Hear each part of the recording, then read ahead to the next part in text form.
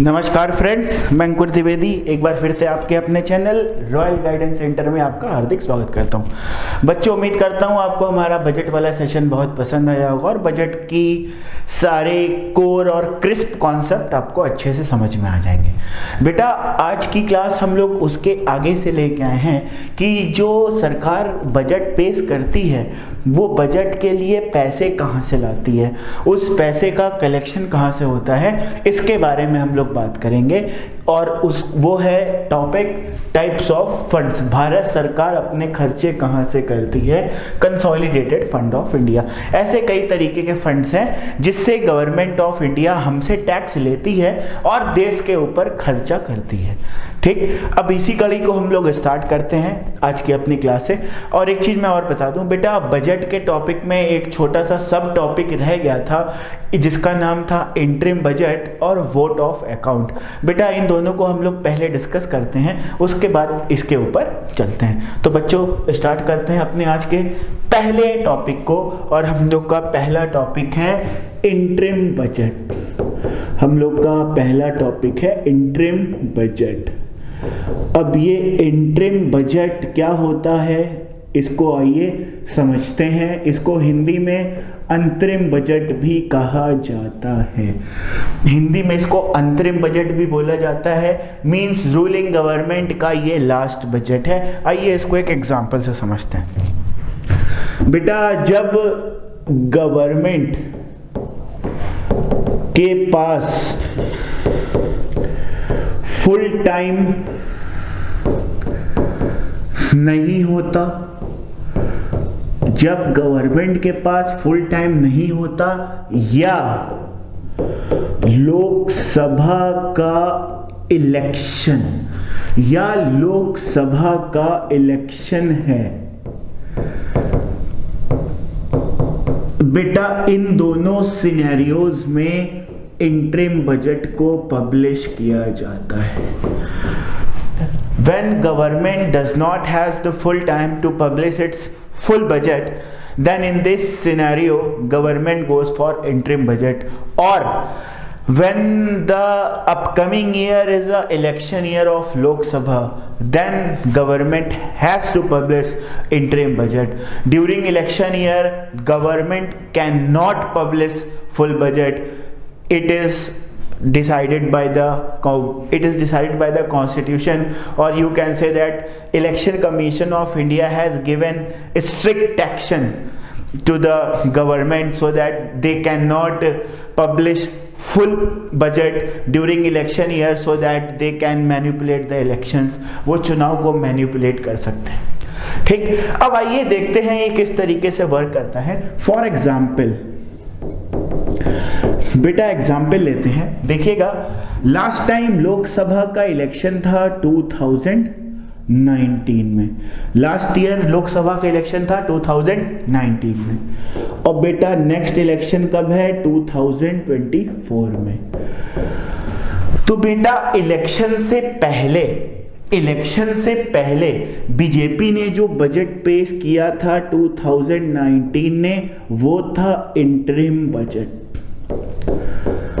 ठीक इसी प्रकार से 2024 में suppose that May and June में इलेक्शन होंगे और बजट पेश होता है मार्च में, तो इस साल जो मार्च वाला बजट होगा वो इंटरिम बजट होगा। तो इंटरिम बजट हमेशा इलेक्शन ईयर्स के इलेक्शन के टाइम से थोड़ा पहले उसको पब्लिश किया जाता है। आइए हम लोग डिफरेंस देखते हैं इंटरिम बजट और नॉर्मल बजट में क्या डिफरेंस है। सबसे पहले बच्चे देखिएगा, जो एक हम लोगों का बजट होता है बेटा, एक जो हम लोगों का बजट होता है उसके अंदर क्या क्या चीजें होती हैं। बेटा, एक जो हम लोगों का नॉर्मल बजट होता है, हम लोगों का जो नॉर्मल बजट होता है बेटा, उसके दो पार्ट होते हैं। वो पार्ट 1 में लास्ट ईयर का income and expenditure, last year के इनकम और एक्सपेंडिचर के बारे में बताता है, प्लस उसका जो सेकंड पार्ट होता है अपकमिंग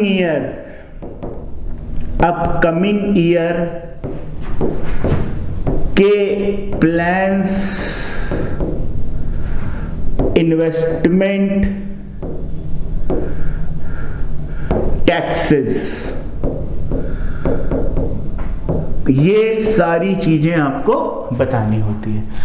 जो हम लोग का नॉर्मल बजट होता है बेटा, उसमें लास्ट ईयर सरकार ने कितना कमाया, कितना खर्च किया, इसकी बात होती है। और जो आने वाला साल है उसमें गवर्नमेंट के क्या प्लान्स है, गवर्नमेंट रोड बनाएगी, रेल बनाएगी, एकलव्य हॉस्पिटल खोलेगी, स्कूल खोलेगी, कुछ भी करेगी, सरकार कितना इन्वेस्ट करेगी, सरकार नई टैक्सेस क्या लाएगी, सरकार क्या डिसइन्वेस्टमेंट करेगी। तो मतलब इसकी सारी स्ट्रेटजीज हैं, ये सारी चीजें आपको क्या होती है बतानी होती है एक नॉर्मल बजट में। बट बेटा जिस ईयर इलेक्शन होता है उस ईयर केवल गवर्नमेंट ऑथराइज्ड होती है इंटरिम बजट को पब्लिश करने की। किसकी? इंटरिम बजट को। और इंटरिम बजट में गवर्नमेंट क्या करती है? केवल लास्ट ईयर का इनकम और एक्सपेंडिचर बताती है और अपकमिंग ईयर का डिटेल्ड एक्सप्लेनेशन नहीं होता, बस एक आउटकम बता दिया जाता है, एक आउटकम बता दिया जाता है। प्लस इंटरिम बजट में टैक्सेस को चेंज नहीं कर सकते। इंटरिम बजट में टैक्सेस को चेंज नहीं कर सकते। टैक्सेस को चेंज इसलिए नहीं करते ताकि आप इलेक्शन को मैनिपुलेट ना कर लो, रूलिंग गवर्नमेंट अपने फेयर में इलेक्शन को ना ले जाए, इसलिए आप इंटरिम बजट में टैक्सेस को चेंज नहीं कर सकते।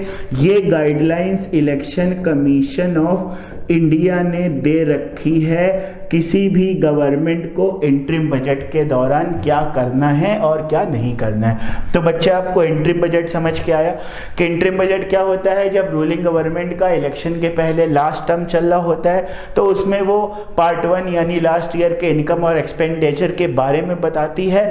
प्लस अपकमिंग ईयर्स में वो क्या करेगी, उसका डिटेल्ड नहीं, बस एक नॉर्मल लेआउट बता देती है कि अब हम जब अगली बार इलेक्ट होके आएंगे तब हम लोग इसको डिटेल्ड में बनाएंगे। ठीक, पर एक चीज बेटा यहाँ पे समझने वाली बात और है। समझने वाली बात ये है बेटा, जो बजट होता है वो 31 मार्च को फिनिश हो जाता है और 1 अप्रैल से न्यू बजट के प्रोविजन को क्या करना होता है? लागू होना होता है। क्या करना होता है? न्यू बजट के प्रोविजंस को लागू होना होता है। बेटा गवर्नमेंट ऑफ इंडिया क्या करती है? फाइनेंस की कोई प्रॉब्लम ना है इसलिए एक बिल पास करती हो जिसको बोलते हैं वोट ऑन अकाउंट। उसको हम लोग क्या बोलते हैं? Vote on account. आइए समझते हैं ये वोट ऑन अकाउंट क्या होता है। वोट ऑन अकाउंट बेटा, वोट ऑन अकाउंट एक प्रकार का मनी बिल होता है। वोट ऑन अकाउंट एक प्रकार का क्या होता है? Money bill. बेटा मनी बिल होगा तो ये केवल लोकसभा में ही पास होगा। किस में पास होगा? लोकसभा में, राज्यसभा में पास नहीं होगा। वोट ऑन अकाउंट क्यों लाया जाता है? बेटा वोट ऑन अकाउंट लाया जाता है 2 मंथ के लिए। कितने मंथ के लिए? 2 मंथ्स के लिए। नॉर्मली बेटा होता क्या है, हम लोग का बजट सेशन, हम लोगों का बच्चे जो बजट सेशन होता है वो 1 फेब से स्टार्ट हो जाता है। कब से स्टार्ट हो जाता है? 1 फेब से।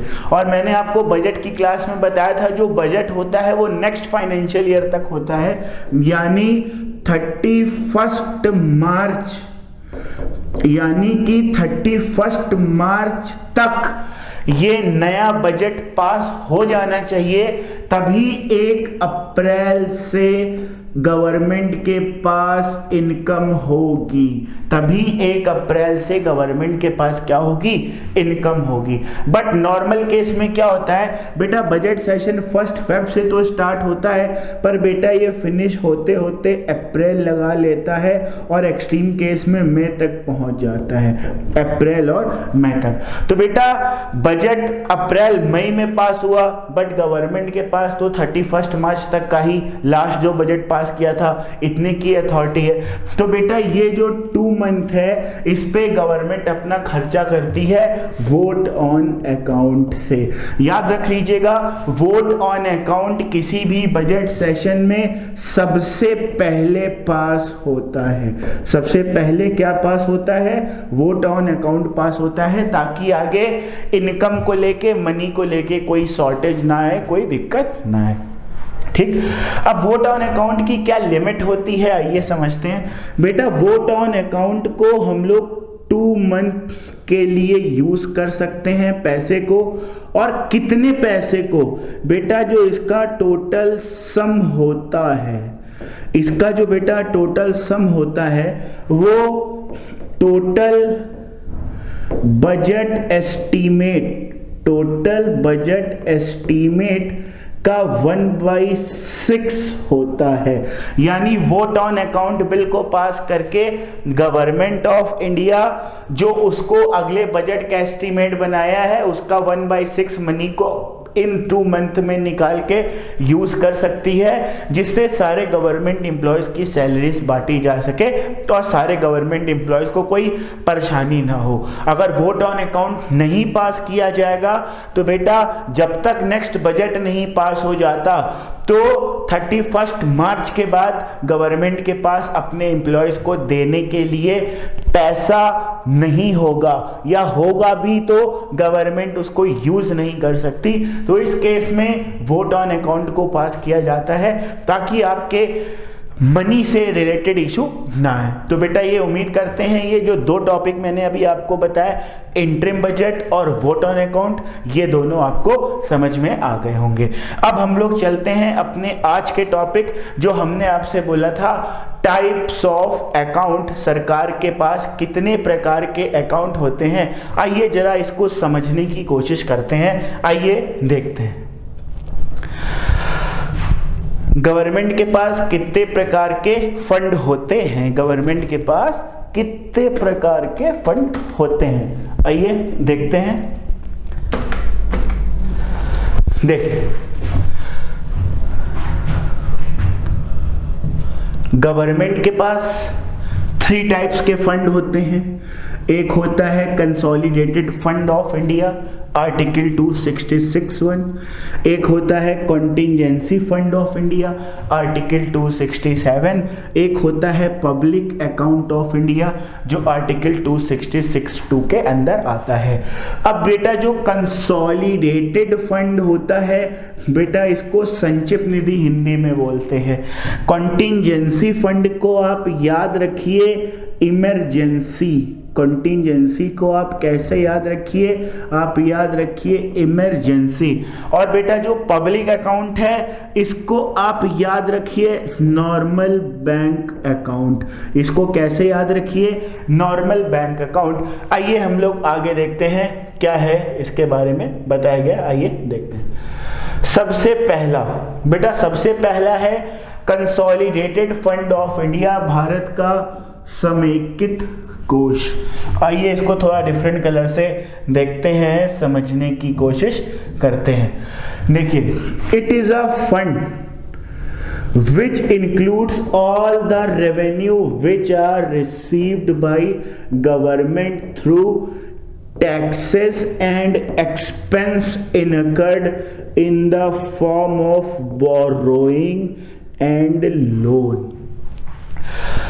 ये क्या चीज है, आइए समझते हैं। बेटा government of India, government of India अपना जितना भी टैक्स कलेक्ट करती है, गवर्नमेंट ऑफ इंडिया बच्चे जितना भी टैक्स कलेक्ट करती है बेटा, ये टैक्स और गवर्नमेंट ऑफ इंडिया जितना एक्सपेंस यानी खर्चा करती है, जितना लोन बांटती है, जितना लोन पे इंटरेस्ट मिलता है, ये सब कंसोलिडेटेड फंड ऑफ इंडिया के अंदर आता है। फिर से समझिए, consolidated fund of India government of India का वो खाता होता है जिसके अंदर देश के सभी नागरिक अपने टैक्स को जमा करते हैं। बेटा आप लोग इनकम टैक्स भरते हो, जीएसटी भरते हो, एक्साइज ड्यूटी भरते हो, तो बेटा जितने सेंट्रल गवर्नमेंट के टैक्स होते हैं ये सब कंसोलिडेटेड फंड ऑफ इंडिया के अंदर इकट्ठे होते हैं। ठीक है, किसके अंदर इकट्ठे होते हैं? कंसोलिडेटेड फंड ऑफ इंडिया के अंदर इकट्ठे होते हैं। और गवर्नमेंट ऑफ इंडिया जब अपनी सैलरी अपने सभी सरकारी इंप्लॉयज को बांटती है तो बेटा ये कंसोलिडेटेड फंड ऑफ इंडिया से बांटती है। किससे बांटती है? कंसोलिडेटेड फंड ऑफ इंडिया से। तो कंसोलिडेटेड फंड ऑफ इंडिया में सारे टैक्स जाते हैं और कंसोलिडेटेड फंड ऑफ इंडिया से गवर्नमेंट सबको सारी इनकम देती है। ठीक, all the government expenditure are met by this, सभी सरकारी खर्चे इसी से मिलते हैं, इसी से किए जाते हैं। आगे देखते हैं। It includes following all revenue received by government from taxes, अभी मैंने बताया सरकार जितने टैक्स से आमदनी इकट्ठा करती है। All loan raised by government by the issue of treasury bills, loans etcetera. बेटा आपने टाइप्स ऑफ मनी मार्केट, ये इकोनॉमिक्स में एक चैप्टर है, तो बेटा मनी मार्केट में एक प्रकार का गवर्नमेंट का बॉन्ड होता है जिसको हम लोग टी बिल्स बोलते हैं, ट्रेजरी बिल्स बोलते हैं। बेटा गवर्नमेंट को जब कभी मनी की शॉर्ट टर्म या लॉन्ग टर्म रिक्वायरमेंट होती है तो गवर्नमेंट क्या करती है? अपने ट्रेजरी बिल्स को प्रिंट करती है और वो बैंकों के माध्यम से, पोस्ट ऑफिस के माध्यम से इसको सोल्ड करती है। किसको सोल्ड करती है? एक आम आदमी को, एक मैंगो मैन को। ट्रेजरी बिल खरीद के आपको क्या फायदा होता है? फॉर एग्जाम्पल आपने 100 रुपए का ट्रेजरी बिल खरीदा, उस पे इंटरेस्ट था 7% पर एनम। जब आप 1 ईयर बाद जाओगे उस ट्रेजरी बिल को लेके तो आपको 100 रुपीज के साथ साथ 7% इंटरेस्ट भी मिल जाएगा। Just like a fixed deposit, आप बैंक में अमाउंट जमा करते हो, ऐसे आप गवर्नमेंट को पैसा देके एक प्रकार का बिल, एक प्रकार का बॉन्ड खरीद के अपने पास लेके आओगे। तो गवर्नमेंट जब ट्रेजरी बिल बेचेगी, जो उसको पैसा मिलेगा वो भी कंसोलिडेटेड फंड ऑफ इंडिया के अंदर जमा होगा। All money received by government in repayment of loan, यानी गवर्नमेंट ने किसी को लोन दे रखा है और किसी ने गवर्नमेंट को लोन वापस किया, तो गवर्नमेंट ने जो लोन कमाया है किससे, किसी को देने के बाद विद इंटरेस्ट, वो सारा कंसोलिडेटेड फंड ऑफ इंडिया के अंदर आएगा। आगे चलते हैं। No money can be withdrawn from consolidated fund of India without approval of Parliament। एक चीज याद रखिएगा बेटा, बजट के वीडियो में देखिएगा जो बजट की 5th स्टेज होती है। बजट की कौन सी स्टेज होती है? 5th stage. बेटा इसको बोलते हैं एप्रोप्रिएशन बिल। इसको बच्चे क्या बोलते हैं? Appropriation bill. बेटा जब तक याद रखिएगा बजट में एप्रोप्रिएशन बिल पास नहीं होता तब तक कंसोलिडेटेड फंड ऑफ इंडिया से रुपए नहीं निकलते, या कह लीजिए रुपीस नहीं पास होते। क्लियर हो गया? तो बेटा यहां पे जो विदाउट अप्रूवल ऑफ पार्लियामेंट की बात करी जा रही है, बेटा यहां पे इस एप्रोप्रिएशन बिल की बात करी जा रही है।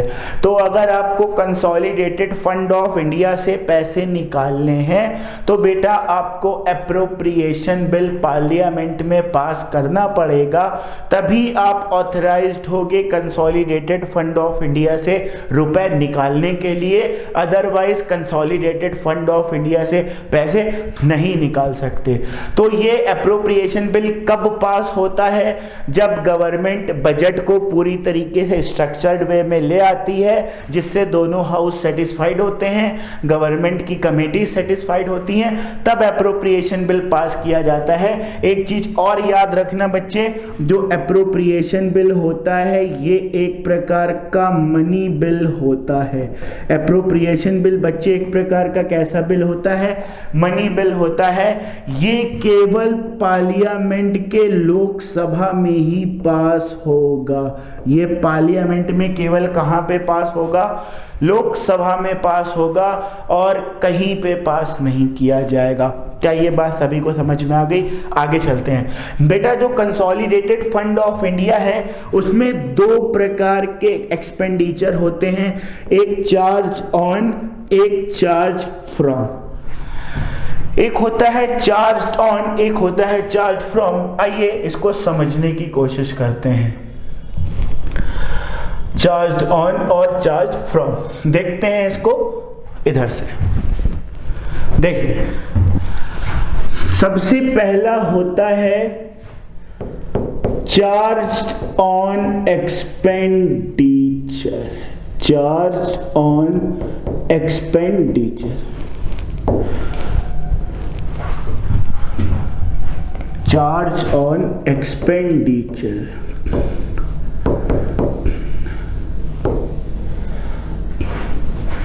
चार्ज ऑन एक्सपेंडिचर देखिए बेटा, जैसे देखिए ये हम लोगों का एग्जाम्पल, ये एक मान लेते हैं ये एक फंड है।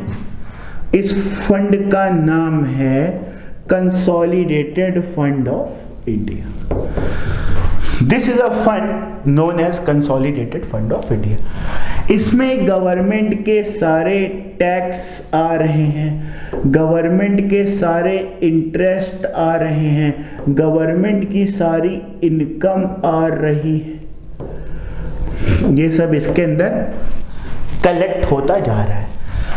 गवर्नमेंट इससे अपने एक्सपेंस को निकालती है। गवर्नमेंट इससे क्या निकालती है? एक्सपेंसेस को। एक्सपेंसेस किस प्रकार के एक्सपेंसेस? जैसे एक होता है बजट का एक्सपेंस, एक होता है बजट का एक्सपेंस, दूसरा एक्सपेंस होता है सैलरी का एक्सपेंस। कौन सा एक्सपेंस होता है? सैलरी का एक्सपेंस। बजट का एक्सपेंस का मतलब हमको रोड कितने की बनानी है, कितने का राफेल खरीदना है, कितने की ट्रेन चलानी है, कितने के स्कूल डेवलप करने हैं, कितने के कॉलेज डेवलप करने हैं। ये सारा है बजट एक्सपेंडिचर। किससे चार्ज किया जाता है? कंसोलिडेटेड फंड ऑफ इंडिया से।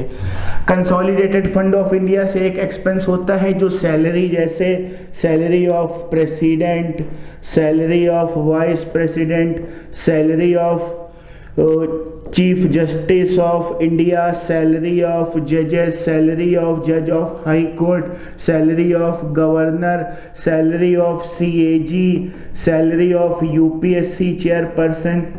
ये सारी सैलरी भी किससे निकाली जाती है? कंसोलिडेटेड फंड ऑफ इंडिया से। क्लियर हो गया?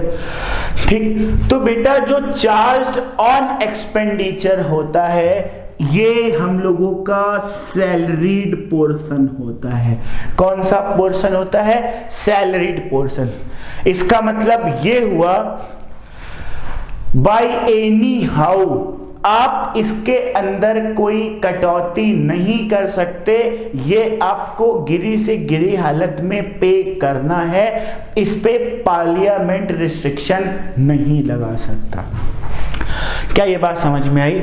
इसको ऐसे समझिए, जो वोट और जो कंसोलिडेटेड फंड ऑफ इंडिया से जो एक कैटेगरी होती है चार्ज ऑन, उसका मतलब बच्चे ये होता है चार्ज ऑन कैटेगरी के फंड को हमको देना ही देना है। सरकार के पास पैसा हो ना हो, सरकार उधार मांगे, अपने आप को गिरवी रखे, पर इनकी सैलरी सरकार को देनी ही पड़ेगी। सरकार इस पे पे कोई रिस्ट्रिक्शन, पार्लियामेंट इस पे कोई रिस्ट्रिक्शन नहीं लगा सकता, कम नहीं कर सकता, बढ़ा सकता है पर कम नहीं कर सकता। क्या ये बात समझ में आई? जैसे आप कोई एक इंडस्ट्री खोलते हो, कोई कंपनी खोलते हो, बेटा कंपनी आपकी चले या ना चले पर बेटा आपको बिजली का बिल, टेलीफोन का बिल, इंटरनेट का बिल, एम्प्लॉयज की सैलरी, ये आपको हर हाल में देनी ही है। इसमें आप कुछ काट छांट नहीं कर सकते। तो यही जो एक्सपेंडिचर कंसोलिडेटेड फंड का होता है, इसी को बोलते हैं चार्ज्ड ऑन एक्सपेंडिचर। अगर आप बुक्स में पढ़ोगे तो उसमें लिखा हुआ charged on expenditure non votable होता है। चार्ज ऑन एक्सपेंडिचर क्या होता है? Non votable. बेटा नॉन वोटेबल का मतलब यही होता है कि आप पार्लियामेंट में इसको कम नहीं कर सकते, देने से मना नहीं कर सकते। क्या ये बात सभी को समझ में आई? ठीक। और दूसरा एक्सपेंडिचर होता है जिसको बोलते हैं चार्ज्ड फ्रॉम। दूसरा एक्सपेंडिचर होता है charged from consolidated fund of India. तो चार्ज्ड ऑन में नॉन वोटेबल होता है, जो चार्ज्ड फ्रॉम होता है वो वोटेबल होता है। वोटेबल का मतलब आप इसको काट सकते हो, छाट सकते हो, पार्लियामेंट इसके रुपए बढ़ा सकता है या घटा सकता है। वो रुपए होते हैं जो बजट के अंदर एलोकेटेड होते हैं। गवर्नमेंट रोड बनाने के लिए रुपए को बढ़ा भी सकता है, रुपए को घटा भी सकता है या फिनिश भी कर सकता है। ट्रेन चलाने के लिए रुपए बढ़ा सकता है, रुपए घटा सकता है या खत्म कर सकता है। तो ये सारी जो बजट के अंदर एलोकेशन करी जाती है बेटा, ये सब वोट के आधार पे होता है। वोट का मतलब एक तरीके से सहमति है कि सभी लोग सहमत हैं कि नहीं इस खर्चे से। पर जो चार्ज ऑन होता है इसमें आप सहमत हैं या नहीं है, आपको उससे सैलरी देनी ही पड़ेगी। तो इन शॉर्ट, इन कंक्लूजन आप ऐसे समझिए, कंसोलिडेटेड फंड ऑफ इंडिया से कुछ ऐसे खर्चे होते हैं जिसको हम कम नहीं कर सकते, काट नहीं सकते, उसको बोलते हैं चार्ज ऑन एक्सपेंडिचर। जैसे salary of president, salary of vice president और एटसेट्रा एटसेट्रा। और कुछ एक्सपेंडिचर ऐसे होते हैं जिसको सर्वसम्मति से किया जाता है, जिसमें सभी का एग्री होना जरूरी होता है, उसको बोलते हैं चार्ज फ्रॉम एक्सपेंडिचर। ये जैसे कि बजट के अंदर जो खर्चे करे जाते हैं इसको हम लोग चार्ज फ्रॉम एक्सपेंडिचर से लेते हैं। इस पे वोटिंग करी जाती है। वोटिंग का मतलब सब सहमत होते हैं कि इसमें इतना खर्चा करना है, इसमें इतना खर्चा करना है। एक चीज जान लीजिएगा बेटा, जो बजट का वोटेबल पार्ट होता है, याद रखना, जो बजट का वोटेबल पार्ट होता है, कितना होता है वोटेबल पार्ट, बेटा उसमें टोटल 137 ग्रांट्स होती हैं। कितनी ग्रांट्स होती हैं? 137 ग्रांट्स होती हैं। यानी 137 बार वोट किया जाता है। किस लिए? So that consolidated fund of India से मनी को विड्रॉ किया जा सके। So that consolidated fund of India से मनी को विड्रॉ किया जा सके। क्या ये बात सभी को समझ में आई? तो ये था हम लोगों का कंसोलिडेटेड फंड ऑफ इंडिया। अब हम लोग दूसरा चलते हैं। The second one is contingency fund of India, Bharat की आकस्मिक निधि। ठीक, अब इसके अंदर चलते हैं। देखें, it was enacted by parliament in 1950। बेटा ये हम लोग के संविधान में पार्लियामेंट में कब लाया गया था? 1950 में लाया गया था, through contingency fund of India act. बेटा ये एक्ट बनाया गया था। इसको इन शॉर्ट ऐसे समझ लो, जब गवर्नमेंट के पास कोई इमरजेंसी आ जाए, गवर्नमेंट के पास क्या आ जाए? कोई इमरजेंसी आ जाए, तो बेटा वो कंटिंजेंसी फंड से पैसे निकाल के यूज कर सकता है। इसको आप ऐसे समझिए बेटा, जो आप लोग पर्स के अपने चोर जेब के अंदर 2000 के नोट को बिल्कुल छोटा सा बना के मोड़ के रखते हो ना, कि नॉर्मल टाइम में वो आपके पास है नहीं, पर आपको बहुत रिक्वायरमेंट होती है तो आप उसको निकाल के यूज कर सकते हो। ठीक इसी प्रकार से गवर्नमेंट का एक फंड होता है कंटिजेंसी फंड ऑफ इंडिया, उसको गवर्नमेंट ने बिल्कुल इमरजेंसी के लिए रखा होता है, जब आपातकाल स्थिति आएगी तब हम उसको यूज करेंगे। ठीक, it is placed at disposal of president. अब बेटा ये सोचने की बात है, इसको प्रेसिडेंट के पास ही क्यों रखा जाता है? प्रेसिडेंट के पास ही क्यों रखा जाता है? बेटा इसको ऐसे समझ सकते हो, बेटा जैसे आप लोग के घर में जो आप लोग की सेविंग्स होती हैं, प्रॉपर्टी के पेपर्स होते हैं, वो घर के दादी बाबा जो घर के बड़े होते हैं वो अपने पास रखते हैं। तो इसी प्रकार से जो देश का प्रथम नागरिक होता है, फर्स्ट पर्सन होता है, वो प्रेसिडेंट होता है। तो बेटा इसको प्रेसिडेंट इसी वजह से अपने पास रखता है। तो ये किसके पास प्लेस्ड होता है? प्रेसिडेंट के पास होता है। ठीक, this fund is used to meet unforeseen expenditure. Unforeseen expenditure का मतलब अप्रत्याशित खर्चा आ गया, जैसे बाढ़ आ गई, सुनामी आ गई, इंटरनेट हो गया, किसान आंदोलन बहुत बढ़ गया, कुछ भी एक ऐसा खर्चा आ गया जिसके लिए सरकार तैयार नहीं थी, ऐसे खर्चे को सरकार इससे निकाल के कर सकती है। It is heeled by finance secretary. बेटा हील्ड नहीं, ये होगा it is held by finance secretary. बेटा ये वित्त सचिव के द्वारा मेंटेन किया जाता है। जैसे बेटा ये फंड होगा, इसकी तिजोरी होगी प्रेसिडेंट के पास, पर बेटा प्रेसिडेंट थोड़ी ना जाएगा तिजोरी खोलने, इसके लिए एक बंदा होगा जो होगा फाइनेंस सेक्रेटरी। फाइनेंस सेक्रेटरी इसको मैनेज करता है, देखता है, समझता है, सारी चीजें करता है। एक चीज और जान लो, it is total amount present at 500 crore. बेटा करंट में 2021 में बेटा इसकी लिमिट 500 करोड़ है। रेट इसके रुपीस इसके अंदर प्लस भी हो सकते हैं, माइनस भी हो सकते हैं। बेटा ये बजट के दौरान किया जाता है। कब किया जाता है? बजट के दौरान किया जाता है। आगे चलते हैं। तीसरा होता है public account of India, Bharat का सार्वजनिक खाता। अब ये क्या होता है समझते हैं। All other public money other than consolidated fund received by government of India is credited in this account. This includes PPF, saving bank deposit etcetera. बेटा आप ऐसे समझो, आप लोग बैंकों के अंदर अपना पैसा जमा करते हो, एफडी करवाते हो, कहते हो ना हमने तो पैसा सरकार के पास रखा हुआ है। आप अपने पीपीएफ में 10 लाख, 15 लाख, 10 करोड़, 15 करोड़ रुपए रख देते हो, अरे हमने तो सरकार के पास जमा किया हुआ है। तो बेटा ये सारे जो पैसे होते हैं ये गवर्नमेंट के पब्लिक अकाउंट के अंदर होते हैं। ये सारे खर्चे किसके होते हैं? गवर्नमेंट के पब्लिक अकाउंट के अंदर ये सारे खर्चे रखे जाते हैं। ठीक, government can use this payment from account without any parliamentary approval. मतलब गवर्नमेंट इसको यूज कर सकती है बिना पार्लियामेंट्री अप्रूवल के। तो बेटा यहाँ पे एक चीज आप नोट करके लिख लो, याद कर लो, बेटा केवल कंसोलिडेटेड फंड ऑफ इंडिया से पैसा निकालने के लिए अप्रोप्रिएशन बिल पास होता है। कौन सा बिल पास होता है? Appropriation bill. बाकी कॉन्टिजेंसी फंड ऑफ इंडिया से निकालने के लिए केवल राष्ट्रपति के ऑर्डर चाहिए। पब्लिक अकाउंट से रुपए निकालने के लिए केवल एग्जीक्यूटिव ऑर्डर चाहिए, यानी जो हेड होगा उसके ऑर्डर चाहिए। इसके लिए किसी भी प्रकार का कोई बिल नहीं पास करना है। क्लियर हो गया? आगे चलते हैं। और इसी के साथ टाइप्स ऑफ फंड वाला जो चैप्टर है ये हम लोगों का फिनिश होता है। बच्चों उम्मीद करते हैं आपको ये वाली क्लास बहुत अच्छी लगी होगी, बहुत पसंद आई होगी। आप लोग की पीडीएफ हमारे टेलीग्राम के चैनल पे इस वीडियो के बाद आपको अवेलेबल हो जाएगी, जिससे आपको कुछ लिखना नहीं पड़ेगा पढ़ते समय।